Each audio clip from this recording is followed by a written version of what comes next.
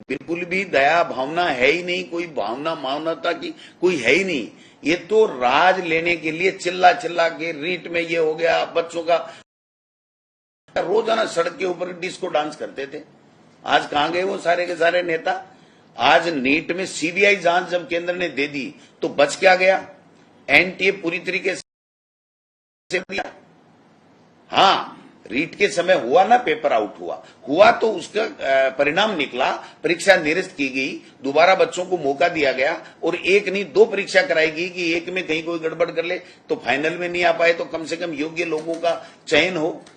आज ये एसआईटी गठित करके ये रायता फैला रहे हैं, ये षड्यंत्र रच रहे हैं कि भाई हम परसेप्शन बनाते रहे, देखो इस सरकार कांग्रेस के समय ठीक नहीं हुआ, देनी नहीं पड़े बच्चों। आप कीजिए जांचें, हमें किसी को कोई ऐतराज नहीं है। जो पेपर लीक करते हैं, सरगना है, वो छोटा हो, लेकिन नौकरियां तो दीजिए इन बच्चों को। आप बता दीजिए साहब, इनकी निकाल करके इनकी दीवी बता दो। और आज केंद्र में चाहे नेट हो, चाहे वो नीट पीजी हो, सबके पेपर आउट हो रहे हैं। कोई पेपर, एक दुर्भाग्य और है कि 7 महीने में राजस्थान के लोगों को यह पता ही नहीं चल रहा है कि चल किसकी रही है। बीजेपी के मंत्री एमएलए कह रहे हैं कि साहब सीएस की चल रही है, सीएस कहता है मेरी नहीं चल रही, मुख्यमंत्री की चल रही है, मुख्यमंत्री कह रहा है मेरी नहीं चल रही, दिल्ली वालों की चल रही है। तो भाई साहब स्पष्ट तो करो विधानसभा आने से पहले कि आप में से चल किसकी रही है। कोई संतुष्ट नहीं है, न इनके मंत्री संतुष्ट है, न इनके विधायक हैं। आरसीपी वो गजेंद्र सिंह जी बड़ी बड़ी बातें कर रहे थे, मैं ला के रहूंगा एमओयू, वो एमओयू अब विधानसभा में देखेंगे हम कि अब एमओयू वाली सरकार हो, औचक निरीक्षण वाली सरकार हो, है ना, जांचे वो फैसलों को दोबारा देख रहे हैं, सबको ये कर रहे हैं, एकल पट्टे में दोबारा कमेटी बना रहे हैं, जिलों का पुनर्सीमांकन वो क्या कर रहे हैं, पुनर्समीक्षा कर रहे हैं। समीक्षा के लिए बैठाया था क्या? यहाँ समीक्षा तो होली समय हो गए, आप अपना काम करो। अगर काम नहीं करोगे तो जनता गांव में नहीं जाने देगी, लोगों को, इनके जनप्रतिनिधियों को जाने नहीं देगी। ये बड़े अंदर ही अंदर बीजेपी के लोग भी बहुत आक्रोशित है कि ये हमारा फील्ड में जाना दूभर हो गया है। कानून व्यवस्था नाम की चीज नहीं है, गरीबों के मकान तोड़ रहे हैं, घर तोड़ रहे हैं। अरे मुख्यमंत्री जी, आप अपने इलाके में किस किस से कितना कितना वादा, क्या क्या वादा किया था जिसकी वजह से हजारों जो गरीब है उनके आप आंसियाना उजाड़ रहे हो। आप अतिक्रमण हटाइए, हमें किसी अतिक्रमण से कोई प्रेम नहीं है, जहां भी आपको लगे। लेकिन अगर वो 10-10, 20-20, 30-30 साल से लोग गरीब बसा हुआ है, उसको 2 वक्त का खाना नहीं मिल रहा है, वो बेचारा रात को अपनी जान बचा के रहता है, तो उसकी व्यवस्था तो कीजिए आप। आपने ले लिया बुलडोजर, उत्तर प्रदेश से मंगा लिए जेसीबी बुलडोजर और यहां चलाने चालू कर दिया। ये कौन सा तरीका है?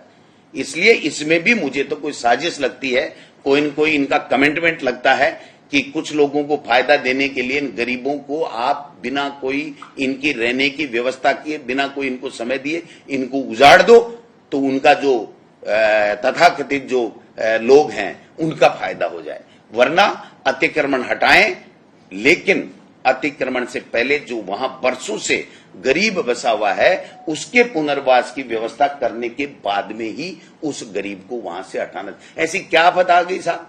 शहर के अंदर इनको 200 फीट की बाईपास चाहिए। क्यों भाई? इनको कोई भ्रमण करना है अपने विधानसभा में तो सड़कें बहुत चौड़ी हैं जयपुर की। मुख्यमंत्री जी के कहीं कोई दिक्कत थोड़ी आ रही है। लेकिन मुझे तो इसमें भी दाल में काला लगता है। मैं खोजबीन हम लोग कर रहे हैं, लोगों से फीडबैक ले रहे हैं और लेने के बाद में हम राजस्थान की विधानसभा में इनकी जो सच्चाई है उसको उजागर करने का काम करेंगे। आज मदन दिलावर के एक बयान के खिलाफ आदिवासी समाज के लोगों ने बड़ा प्रदर्शन किया। वो कह रहे हैं मदन दिलावर का इस्तीफा होना चाहिए और खून भी देकर क्या डीएनए की जांच कर लो। 100% होना चाहिए। लेकिन ये मदन दिलावर जी नहीं बोल रहे हैं, इनकी मुंह से आरएसएस बोल रहा है, उसकी मानसिकता बोल रही है।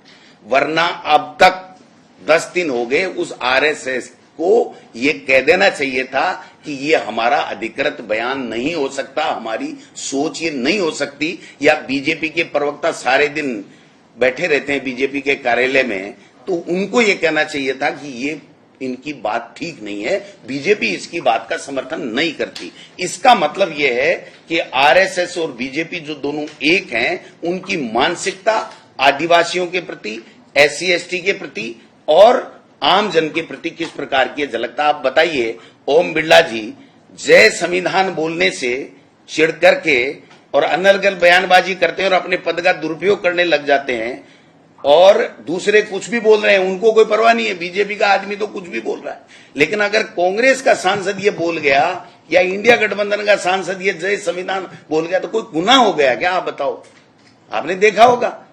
तो जो संविधान के कारण से वहां उन पदों पे बैठे हैं, वो संविधान की अवमानना कर रहे हैं, संविधान की जय नहीं बोलने देना चाह रहे हैं, तो आप समझ सकते हैं कि इनकी सोच क्या है। इसलिए मैं तो कहता हूं कि मदन दिलावर जी को 100% माफी मांगनी चाहिए। नहीं मांगेंगे कि राजस्थान की विधानसभा में हम प्रतिपक्ष के लोग उनको मजबूर करेंगे, सरकार को मजबूर करेंगे कि इनसे माफी मंगवाइए, या फिर माननीय मुख्यमंत्री जी कह दें कि हमारी और आरएसएस की यही सोच है, उसके बाद में हमें देखना है क्या करेंगे, वो अपना काम करेंगे।